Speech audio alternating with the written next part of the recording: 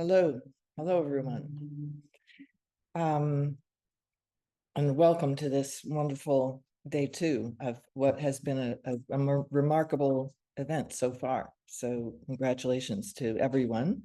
I understand that the third panelist on the list, Pia, is not going to be with us today, and that maybe if we have time, Anna is going to do a little something at the end of the three speakers. And I guess with that, I will begin with myself as the first speaker, and I'll get started. Hello, here I am back again.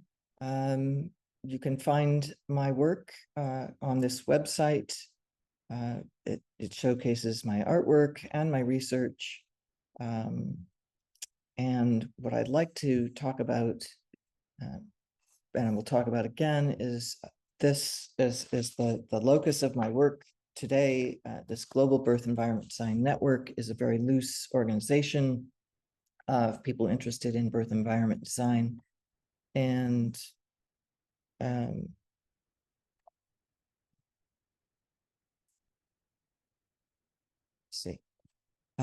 it has led to this collaboration, 4 partners, principals, investigators, myself, Nicoletta Sitola, Jay Davis Hart, and Elizabeth Noonan, with some very capable research consultants. And we have developed a goal for ourselves of creating a knowledge repository for architects, designers, and policymakers. And this is funded by the Social Sciences and Humanities Research Council of Canada. Why is there a need for transformational change? This interesting collection of things on the page showcases, I think, most of the issues at play that are larger than just making a more attractive birth space. I think why this is needed is made very evident by looking at an image like this. Random search for birth environment design shows you up comes this site, choosing the best birth environment for you on Just Mommies, and these are the images that are shown. I was absolutely blown away by this, must say. But also many women go into their place for birth through this portal. And that's shocking too, and proves that there's something decidedly wrong with how we think about birth and birth space and place. Indigenous models of thinking about all of the systems that are implicated in just the simple choices and things that happen to mothers and children. It's very compelling, I think. And I think this is an interesting image related to this notion of new models of care that are needed, because it brings us back to what was talked about yesterday quite a bit, this notion of the more than human and the cultural and the natural, so-called natural worlds that we have lost in birth, largely for most women giving birth in hospitals today. This is not their milieu. I want to acknowledge that midwives have largely been the fomenters and the heart of this discourse about birth environment design, because they are actually those who recognize that the birth environment itself played an important role in the processes of birth, in the potential negative processes in particular. And just looking at their writings, one with these 2 sub-concepts being pulled forward, surveillance environment and sanctum, the difference between those is enormous. And I think that's at the crux of our thinking, or where our thinking needs to be. What is going on? What can we do about what is going on? We've known now for quite a few years that women do believe that the physical environment can influence how easy or difficult it is to give birth. And there are many studies now. We have a lit review that's ongoing, meant to be an integrated review, so not cutting out many things that are usually left out. We're going to have to do a culling, but currently we have over 60 items, and each year more and more appear on this topic of birth environment design. So in this particular image, you can see it's an interdisc study, architects and doctors and public health people looking at 12 different facilities, analyzing them architecturally, using data from the facility to prove that the layout actually impacts what happens in the room, and that more C-sections occur, C-sections that aren't, from low risk women, C-section rate. You can see just the simple graph there that shows distance between the rooms causes great increase in C-section rates and so on. So another example, I'm just showing you a few examples of the kind of the research that's both qualitative and quantitative. Here we're using architectural space syntax modeling to analyze spatial layout. And this space syntax shows you the connectivity between rooms. And so you can see that the one on the left has the orange and yellow is the connectivity. So we have a lot more connectivity and permeability, which means a lot more communication, which means a lot more connection, and all of that leads to better experience for everyone involved. Whereas there's just this linear line of action, and the one on the right, with very little penetration into the other spaces. In this image, the birth room on the left evolved out of the study on the right, which was about us looking at a standard room versus a more ambient room, a more designed room with the kinds of interventions that happen in the room on the left. This kind of constructing of new environments and testing them and working from the research and then developing something and then studying it. This is where we're at today with birth environment design research, which I think is really wonderful and important. The notion of birth as a neuropsychosocial event is kind of where we are also at in thinking very much about the connectivity, that the way that neuroscience now can be utilized to corroborate what we've known for some time in ways that weren't quite so empirically provable, but evidence-based design is a key concept these days. And so we need to prove to people that these things are important. So I would suggest that there's a lot of foundational work that we need to acknowledge, and I don't have time to acknowledge here, but we need to think of birth environment design as well beyond just the room. And yes, the room itself, but also the whole place as a whole, and then well beyond that, the whole ecological setting and what that tells us about what we need to do, or how a place needs to become a place and not an abstract void or a surveillance space. So for a moment, I'll move to architectural and spatial phenomenology to talk about Merleau-Ponty, sort of grandfather of embodiment theory, this notion that the mind-body environment cannot be separated. And Christian Norberg Schultz, an architect who brought this phenomenological thinking into architecture, and also brought us to this notion, well, it's not just the physical stuff, it's also the ambient stuff that matters, and that architecture and light are intimately involved. And Juhani Pallasmaa is kind of a giant in the world of architecture in bringing notions of architecture in the senses, and of then moving into mind and mind body in architecture, moving into neuroaesthetics in architecture. And Gernot Bohm, who I don't have time to talk about in detail, but has proposed, a German philosopher proposing a new aesthetics grounded in the aesthetics of atmospheres.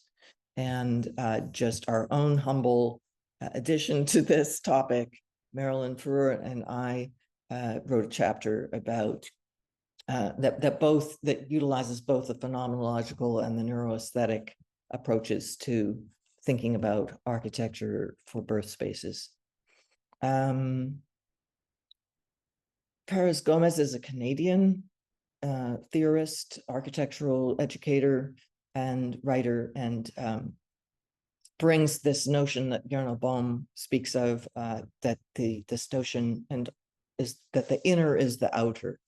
And what does this mean? Merleau-Ponty and Heidegger both, he says, agree that our existence is always mooted. There's this kind of coincidence between the inner and the outer. And so it's kind of an attunement. Our body just immediately attunes to the spaces and places we are in.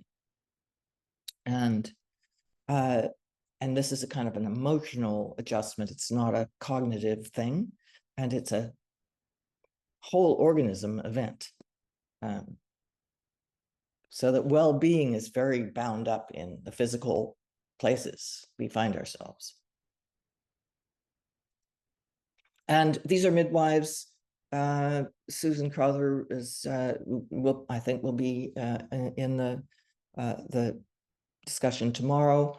And she's brought forward the spirituality of birth and notion that these things are often overlooked or neglected, certainly not very much spoken of. And so I'll return to a more prosaic thing now that our GBDN work, our main goals are to enhance awareness of the need to think about birth environment design, to develop a knowledge mobilization resource, and to spread the word. And one of the ways we're doing this is through this knowledge mobilization website. We're using positive exemplar case studies. So we're looking around the world and we're finding places that we can see exemplify some of the ideas that are most of interest to, and we are using a framework that tries to isolate the issues or the design problems that need to be addressed, and then how architects have dealt with those, all the way to the visuals that we can see. And of course, form doesn't, again, just mean the physical things, it also means that ambient things. And so here's one of our case study visits, was to a Catholic hospital, a small birth center in the bottom of this hospital, the full-on surgical thing going on upstairs, but a little haven down below that these architects have designed. We visited 3 places designed by these architects in Spain, and they really should be designing places all over the world. You can see all of that ambient and sensory application of thinking in these spaces. This is one that we visited in Denmark. Again, it's the one I showed you earlier. It's not just pretty pictures. That is actually an artwork with sound and very well considered. And the people in the region have identified these places of meaningfulness to them. And the images and videos and sounds and sensory elements are presented in relation, so it's very familiar to people. This is a labor room at Terra Alta. We visited it first. It was our first case study, and the setting is magnificent, and everything is very thoughtfully designed. And we are aiming to pair quotes from the people we interviewed, mothers, architects, midwives, directors of these places, supporters, birth supporters, everyone, all the comments made kind of paired with images to help us understand better what people are feeling and experiencing. So back to Marbella, you can see the difference between the same architects designing this one as design Nuevo Belén in Madrid. And the sense of place is strongly with us, and also the capacity to change this environment and make it intimate and sensual. Both Marbella and this one, the Brent Birth Center, show us the systemic problem because both of these do not exist anymore. And Brent having won awards, we interviewed the architect here as part of the case study, and we'll be using the case study. We have excellent images and floor plans and so on. A beautifully designed center. This looks to be a beautifully designed center we haven't visited yet. We'd like to visit more case studies around the world. So if you know of a positive exemplar, we expect them to all to be very different, to serve very different socioeconomic groups. This one is a standout because it actually is very embedded in, has all the amenities it needs to survive on its own, water, electricity, and so on, and was built locally. And then lastly, I want to talk about my own, I won't talk about it much. I will just kind of flip you through a few slides. The kind of work that I did during my PhD, I basically used practice and made things and considered them, and eventually came to, this is very simplistic summary, but these 6 key concepts, which I'll just show you very briefly, and I won't speak about them. They all come with lengthy descriptions of what these are and why they're important. And I'll just flip through them for you now.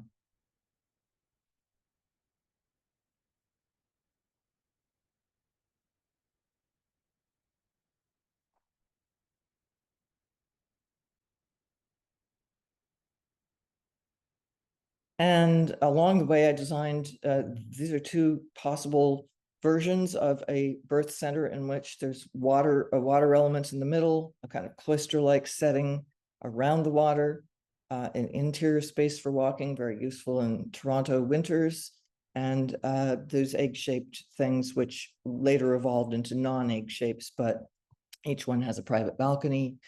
You could imagine roof gardens around this because the idea is that these would sit on the tops of hospitals that, potentially built right on top of existing hospitals with their own separate elevator up to the top. You get the idea that this is, I think, entirely possible, but one requires just a stretch of the imagination to get there. And I think we need to watch out for understanding that as we do new and creative things, we need to think about and we need to watch the research on melatonin, not just oxytocin, which is widely talked about in birth environment discourse, but melatonin is now understood as triggering and helping work with oxytocin to sustain birth, but melatonin can shut down labor, and it is triggered by blue and white light. And we see lots of birth centers using blue and light, and white light is predominant in all of these bright lights in the hospital as you walk in. So I would like to propose that Venustas is an interesting idea. All the properties of architecture that aren't about structure and appropriateness for the environment, that's Firmitas, Utilitas. Commoditas is all the functional things, and then everything else is Venustas. And Vitruvius named all the properties, all the aesthetic properties of architecture after Venus, the properties of Venus. And I think these are absolutely apropos for birth environment design. And I'll leave you with this lovely set of words from anthropologist Sheila Kitzinger, kind of telling us what we've forgotten and left out in thinking about birth environment design. And that's it.